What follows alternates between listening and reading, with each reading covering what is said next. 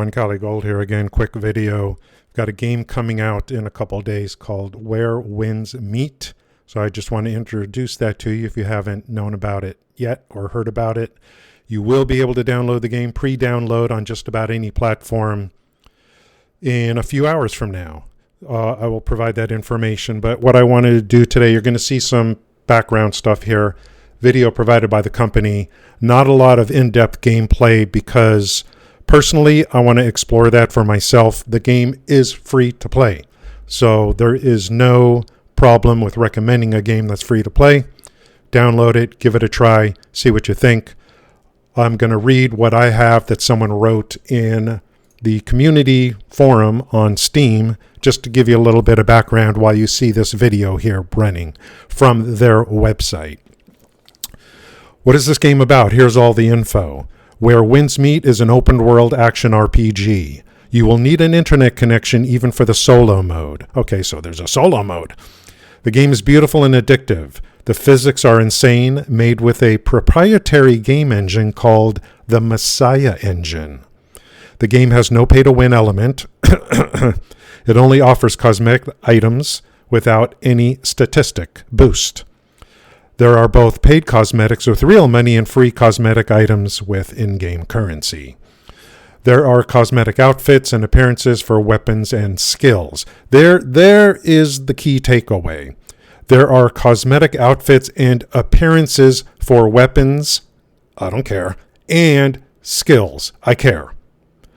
If your skills are going to be much more pretty by paying for them, as opposed to being bland and not very pretty when you don't pay for them, then we might have a little problem here. I need to wait and see how things work out. The appearances for skills modify the animation and inflict the same damage. That nevertheless, and it says here, some of the paid animations are incredible and so beautiful. I might have a problem with that. Look at League of Legends. When you were purchasing skins, which included animation benefits, which to me, it made even though the stats didn't change, it made the character play better. And I don't know how to explain it. There were some characters when I saw the skin version of it actually psychologically allowed you to play better. So we need to keep an eye on that. Because, there's no such thing as a free lunch, right, guys?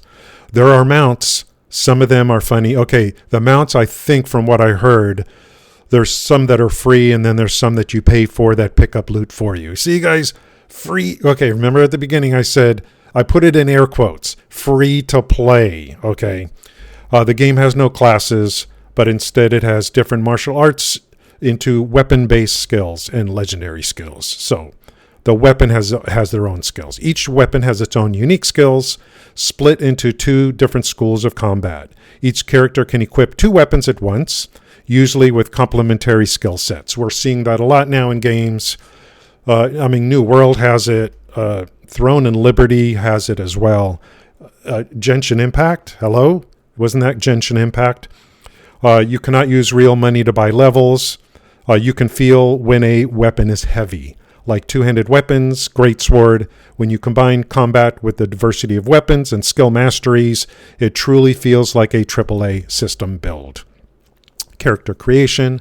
You will spend hours creating your character. The system allows players to craft highly personalized characters through an extensive array of sliders, presets, and unique features, including AI-assisted voice generation and photo import capabilities. I like that.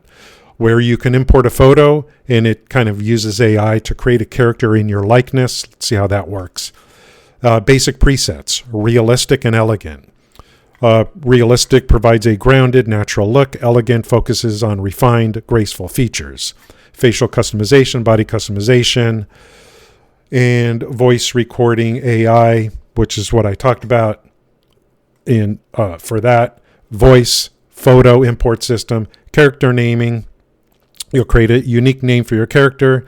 The naming system allows for creative freedom while filtering inappropriate content. Okay, so again, the 14th, which is coming very soon, you'll be able to play this game. And, of course, I will be playing it. I am not going to have an opportunity to play or stream video games for a while. The best you're going to get from me is some YouTube videos giving my opinions, reading stuff, and things like that, at least until probably January, when I could start streaming again, and I got to find a game. It's either going to be Throne and Liberty or possibly this game, depending upon how good or not good it is. We'll see. Playable roles. The player can choose how they interact with the world by taking on different roles. You can be a wandering swordsman, healer, or doctor, architect or builder, bounty hunter, merchant, or transporter. When you start the game, you'll have to choose your guidance mode for exploration.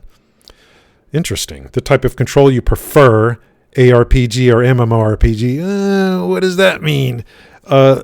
Anything that is action combat, I will pick immediately. If anything that's action combat, meaning aiming reticule, which from some of the combat I saw does have an aiming reticule. When you move your mouse, your view should move. If I play any game where you move your mouse like this and your camera does not move, or you're not allowed to do it, then I will not be playing the game. Control mode, ARPG mode, move the mouse to control the camera. Thank you. I'm just reading this the first time, guys. This is from Steam. In ARPG mode, move the mouse to control the camera. Thank you. Appreciate it. Because that even Throne and Liberty has that. Thank you, China and Korea, for allowing these options. In MMORPG mode, you're going to hold left and right mouse and drag the control of the camera. Why would anyone want to play like that? Why? Why would you want to play like that? That's World of Warcraft. That's so 2007. I don't get it. But if that's your thing, I'm not going to knock you for it. But why? Why? Guidance mode can be changed later. They got detailed, moderate, minimal. They even have a game difficulty. Interesting. So guidance mode detail. Players less inclined to explore or more accustomed to map markers can choose this option, which displays all the icons to guide you to the quests, world bosses, and points of interest. This will greatly simplify your exploration. I don't know if I want that at first. Moderate. Quests and activities provide moderate guidance, casual open world exploration. Minimal. You can opt for total immersion, where the map is devoid of icons. You will then be forced to rely on your sense of direction and pure exploration. So in other words, this is the option that guys are going to pick and girls are going to pick detailed. Just kidding. Game difficulty. The combat difficulty should not be underestimated at all. You have 4 difficulty modes. Story, a story mode that is very accessible, which includes dodge assistance and will therefore give you slow motion to help you with timing. In other words, it's easy mode. The recommended mode is called balanced difficulty. There's an expert mode, which is hard, and there is a bloodshed mode. A mastery of the combat system worthy of the most titles, and very hard. We don't know exactly how this difficulty is going to play out, but it is considered very hard. 2 game modes, plus a cooperative mode. Before you enter the game will ask you solo or online. Well, it's all online, right? Solo mode is therefore your character's main world. It is the solo mode that you will consume all the narrative content that complements the main quest and the side quests. Note, the devs have announced over 150 hours of single-player content. This is where you unlock the majority of your fighting styles, learn new skills, and build your base, an essential aspect of housing that will only be available in single-player mode. Your progress is continuous. All levels and abilities acquired in the solo mode will be fully transferred to online mode and vice versa. Wonderful. Love it. Love it. Because I would like to, for me personally, I will be starting the game in solo mode, obviously, and maybe someday go to co-op type of thing. And of course, Genshin Impact kind of has the same thing, right? Co-op mode. Co-op mode is possible for almost all content except the main quest. You can invite friends to accompany you against world bosses or to explore, but it is important to note that progression and exploration, including side quests and map exploration, will only be validated for the host. So if you go to your friend's world and you farm for hours and hours, know that everything that you farmed will be for your friend and not for you. Yikes! Moreover, players who help receive a special currency in return for playing co-op that can be exchanged for rewards and cosmetics. So you go help other people out, you get a special currency which you can use, which further emphasizes the mutual aid and community aspect of the game, and even in single-player mode. Well, so for single-player, I assume the world bosses will be easier than world bosses in co-op mode, I would assume. And then, like, if I want to build a healer, well, you have weapons that will be healer-based, I assume, that I can just bring in and use for co-op mode. Maybe. The game does not force you to co-op with other players for powerful gear. Online mode. The online mode is where other players are no longer occasional helpers, but competitors and raid allies, or targets to be eliminated. This is the PvP aspect of the game. It's the environment that unlocks all the endgame content. Where worlds meet proudly reintroduces the Holy Trinity in its high-level content, particularly for 10-player boss raids and the trial-type challenges, and will therefore have complex and seasonal boss mechanics that require strict coordination between tank, healer, and DPS, the Holy Trinity. So far, everything I'm reading, it sounds like heaven. You start the game, play solo, learn everything, blah, blah, blah. Dip your toes into co-op, get everything done, co-op, learn how to be a support or whatever in co-op, and then you move to the next level, the online mode, where you're either going to go PvP or you go for the real endgame content in 10-player boss raids, trial-type challenges. It sounds like heaven, is what it sounds like. It is crucial to note that access to rewards and therefore to this endgame content is subject to stamina. You can participate in the fight without spending stamina, but obtaining rewards will only be possible with stamina. The game does not sell stamina potions for real money. Is this, I don't know what this is, some kind of time gate thing. I have no idea. Be interesting. Guys, I think based on you watching other videos, potentially, and hearing what I'm reading, I hope this either supplements or gives you new information about this game. That's why I'm reading this instead of trying to fumble through a bunch of videos and other content creators and stuff like that. Online mode offers a range of PvP systems and varied modes. There's Arena, 1v1, 2v2, 3v3, 5v5. Combat system turns out to be extremely technical and will be based on player skill, which will allow even lower level players to go and beat higher level players. Well, okay, fine. How are they going to implement that? Are they going to nerf everyone's weapons coming in to balance everyone? Are they going to? Is there going to be PvP gear? Or how are they going to implement this? Battle Royale. This mode is quite popular in China. Battle Royale, guys. This game's got freaking everything. Crime system. It is important to know that when you go to cities or small villages, a criminal system is in place. So be very careful. You can't kill just anyone. Steal or break things with impunity. All NPCs are potential targets, and the game's main city has around 10,000 NPCs. If you make a mistake and break the law by killing NPCs, stealing, breaking stuff, you will become a criminal.